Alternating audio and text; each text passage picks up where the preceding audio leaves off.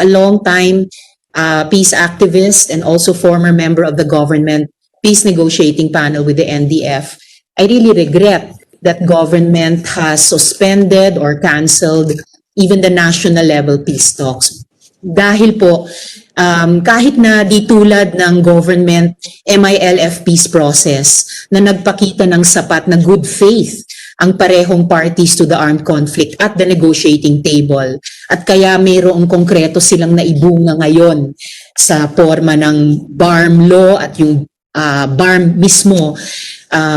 Kahit na sa tingin ko po, kulang pa ang good faith ng gobyerno at ng NDF sa negotiating table ngayon sa national level, ay nire-reject ko po yung sinabi ng NDF na ang peace talks ay para lamang magsilbi sa kanilang armed struggle. And so I really regret na suspended yung national peace talks sa ngayon. Dahil dapat yan ay bukas pa rin na larangan na lalo na ang mga civilian, ang mga non-combatants ay pwedeng itulak pareho ang gobyerno at ang NDF na magkaroon ng kasunduan. But having said that, Mr. Chairman and Secretary, I thank you for the Secretary's responses about the national plan. In fact, in the middle of the pandemic, when almost every government department, agency, and office has had its budget cut, we're allocating 19 billion pesos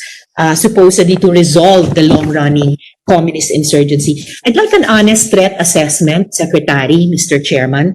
How great a national security risk is the longest-running or the long-running communist insurgency led by the CPP, NPA, NDF? Are the communist rebels a clear and present danger to the country? Is our duly elected democratic government at risk of being encircled in the city from the countryside? Secretary, Mr. Chairman? Yes, Mr. Chair. Yes, unang-una, gusto ko lang sabihin na ang pag-address, pag-asikaso sa mga problema na dulot ng pandemic, COVID-19, ay binibigyan natin ng diin. Kung kaya nga ang Kongreso ay nagpalabas na nga ng Bayanihan 1 and 2 upang talagang maagapan natin yung ating problema sa COVID. Karamihan sa amin dito ay, halimbawa, si Secretary Lorenzana, siya ang Task Force Commander ng National Task Force COVID. Pero membro kami ng Interagency Task Force.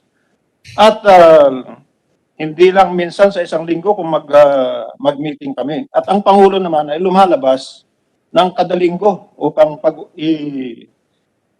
upang sabihin sa bayan kung anong ginagawa ng gobyerno patungkol sa COVID-19. We are aware that COVID-19 is a clear and present danger. Kung kaya nga, pero yung communist insurgency po, Secretary, sa 500 billion. 500 billion ang emergency. Ngunit, sa gitna ng lahat ng ito, mayroon pa rin tayong #1 political security threat. At ang yan po yung #1, Secretary. Kayo na rin mismo nagsasabi, at ang Pangulo mismo nagsabi, na ang #1 threat, political security threat, ay ang CPP, NPA, NDF.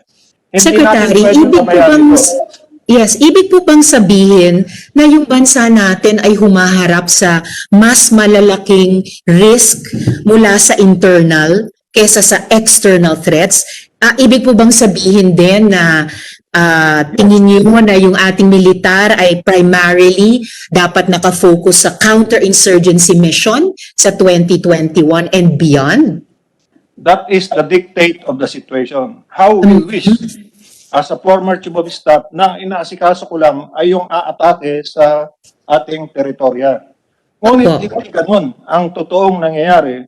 Unang-una, meron tayong insurgency, kaya ang inyong armed forces ay nagtutuon ng pansin dyan.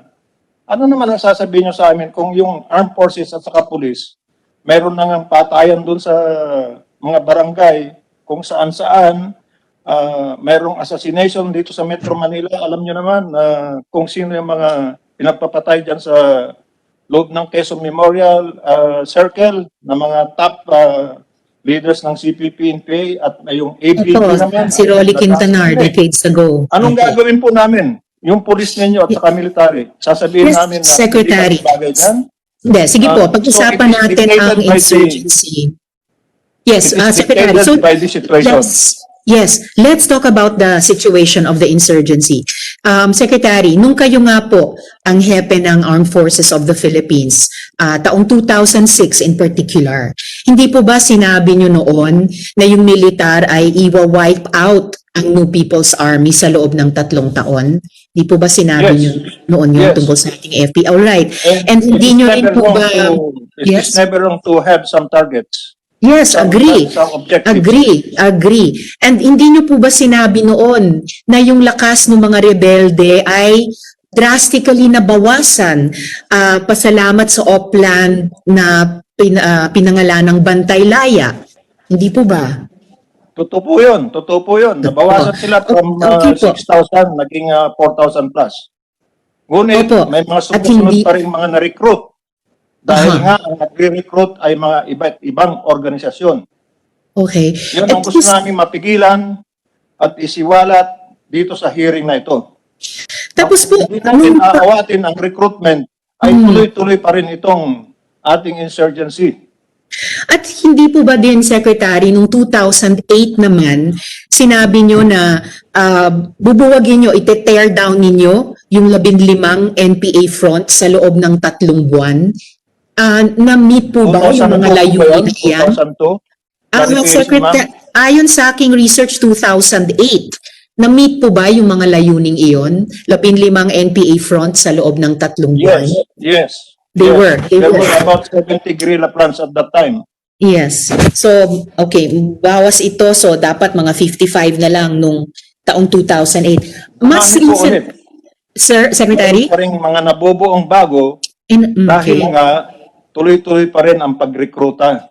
Okay, Secretary. Yun ang ating gustong pigilan. Dahil hanggat mayroong mga organisasyon na nagre-recruit at sumusuporta sa New People's Army, ay magkakaroon pa rin ng mga armado na katulad ng mga estudyante na sa simula ay aktivista ay nagiging NPA. Alam po namin yan dahil ako mismo ay kasama sa first quarter storm po eh. Secretary, Pero hindi ako recent- humawak ng armas.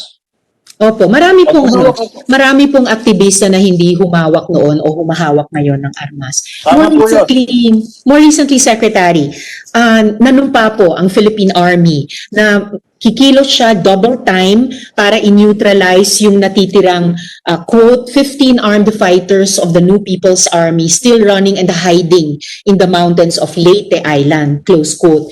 In 2018, sinabi po ng Armed Forces na optimistic siya na yung insurgency problem ng ating bansa ay mareresolve soon.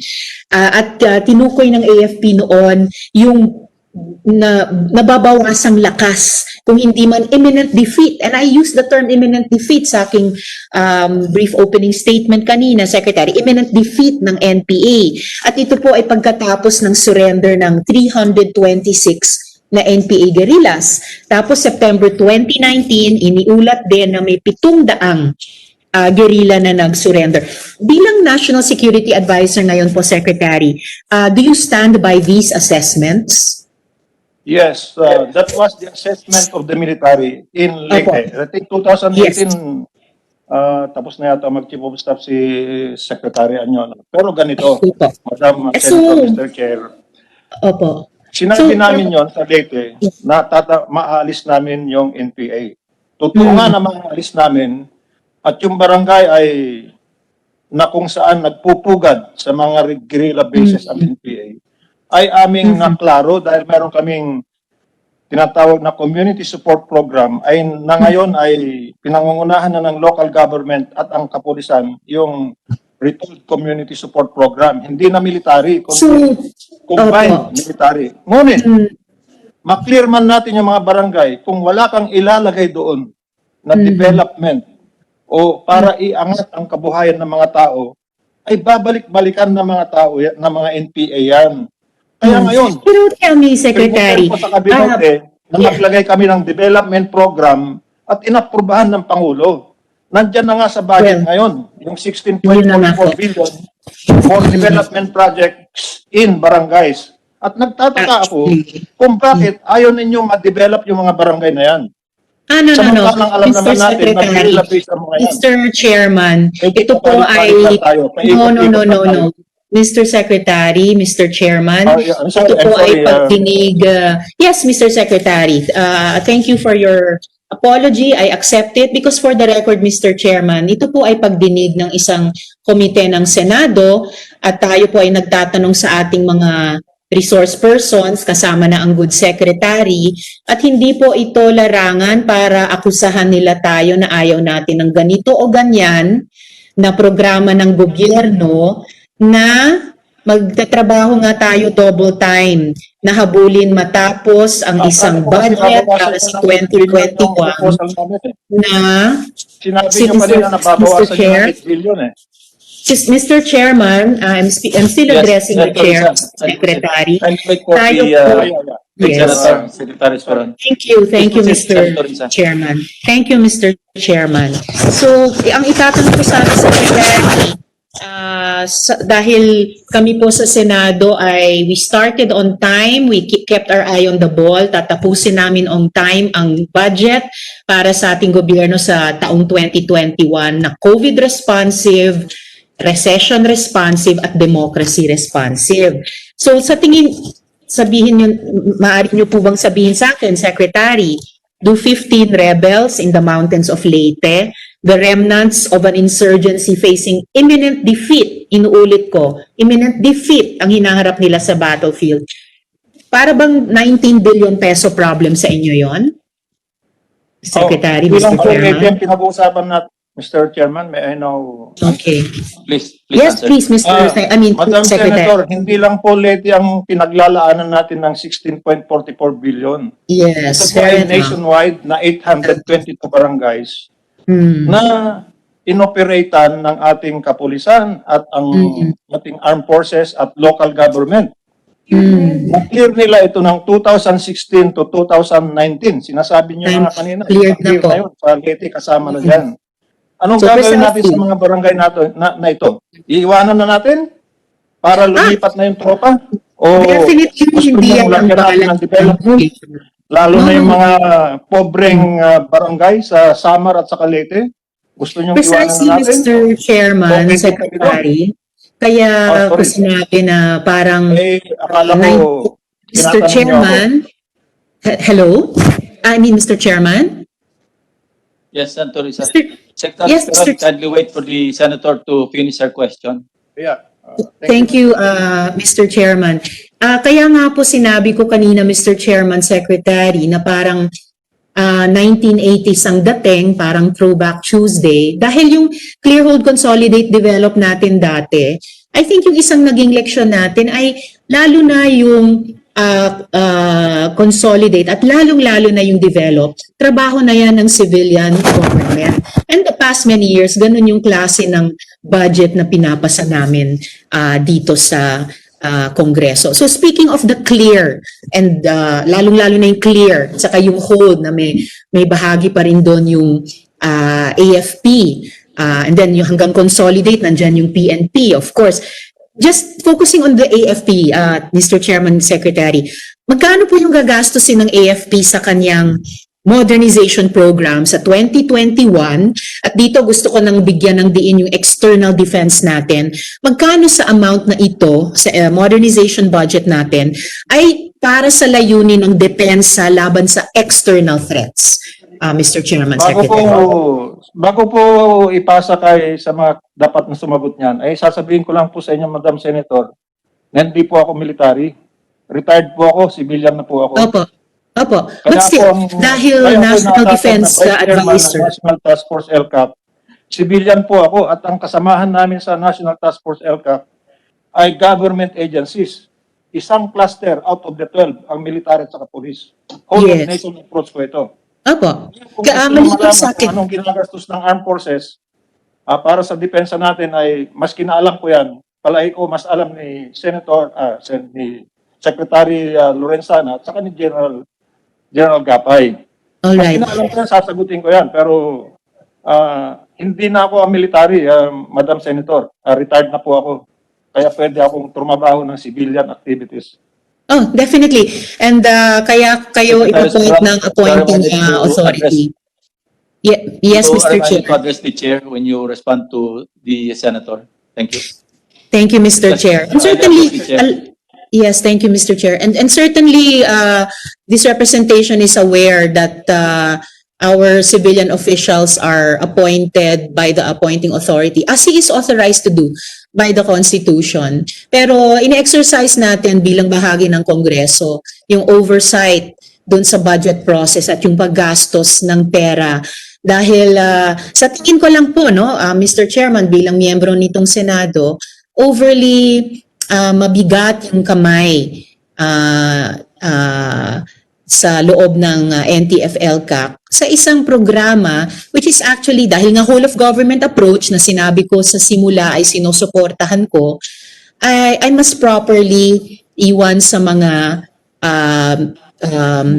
national agencies na civilian, yung ating mga civilian national agencies. Nasabi ko rin po at naalala baka ito ni Secretary Anyo nung pagdinig natin sa budget ng DILG na yung programa ng NTF-ELCAC ay parang nang whole of government program eh. At alam naman natin nandun na yung iba't ibang departamento kumikilos at nagko-coordinate na even before the NTF-ELCAC para isulong yung tugon natin sa roots of the armed conflict at i-develop yung mga area na na-clear na ng ating militar at PNP. Senator So, Hontiveros. yes, Mr. Chair. Just as a reminder that your time is up, so you may wind up.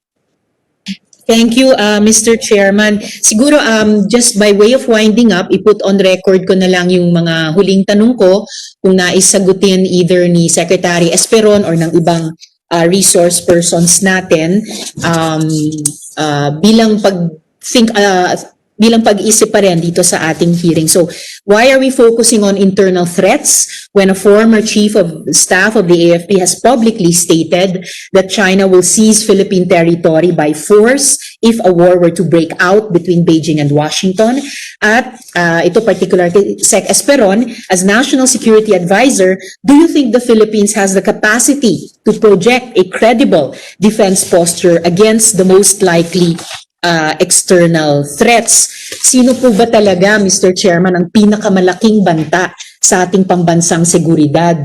A waning insurgency or an external threat from a superpower country? At the same time, even this waning insurgency facing imminent defeat in the battlefield might still recover if we don't address issues of inaccessible healthcare and education, the uneven distribution of resources, and if we open our borders to China at the expense of the livelihood of ordinary Filipinos. Masyado pong nakafocus sa Communist Party of the Philippines, Mr. Chairman, pero hinahayaan ang banta ng Communist Party of China. Marami pong salamat, Mr. Chairman. Maraming salamat sa ating Thank you, resource Senator. persons. Would you like to respond, Secretary Esperon? Yes, please. Tinatanong po ni Madam Senator Mr. Chair kung sino ba talaga ang mas malaking threat. Yung bang isang malaking bayan na komunista o itong Communist Party of the Philippines? Ang tingin po ng presidente, ang number one political security threat ay ang Communist Party of the Philippines, NPA-NDF, because they seek to overthrow this democratically established republic through armed revolution. At ginagawa na nga nila yan. May NPA sila, armado. Meron silang mga prente na pinapatakbo ng mga underground organizations. At meron silang mastermind. Clear and present danger din yan. Matagal na, 52 years na nga tayong pinapataob.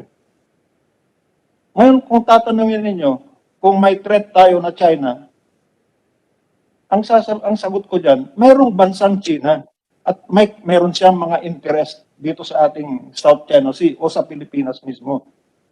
Ang panlaban ba natin dyan ay pure military? Dahil kung gusto nyong pure military ang ilaban natin dyan, ibigay nyo sa amin, ibibigay ba ninyo yung 4.5 trillion para panlaban, panggera? Wala ba tayong pangangailangan sa COVID? Wala ba tayong pangangailangan sa ibang bagay? Doon ba natin ilalahat sa China? Samantalang nakikipagkaibigan naman ng China. Ngunit, gwardyado tayo dahil ang kanilang national interest at ang national interest natin ay hindi magkapareho. Pareho tayong may national interest. At lahat ng bansa ay may national interest, pati ang Estados Unidos. Kailangan kausapin natin lahat yan. Ngunit itong CPP, NPA, NDF, alam na natin na gustong pataubihin o ibahin ang democratic way of life ng Pilipinas, bakit pababayaan ba natin sila na ituloy nila ang kanilang armadong pakikibaka?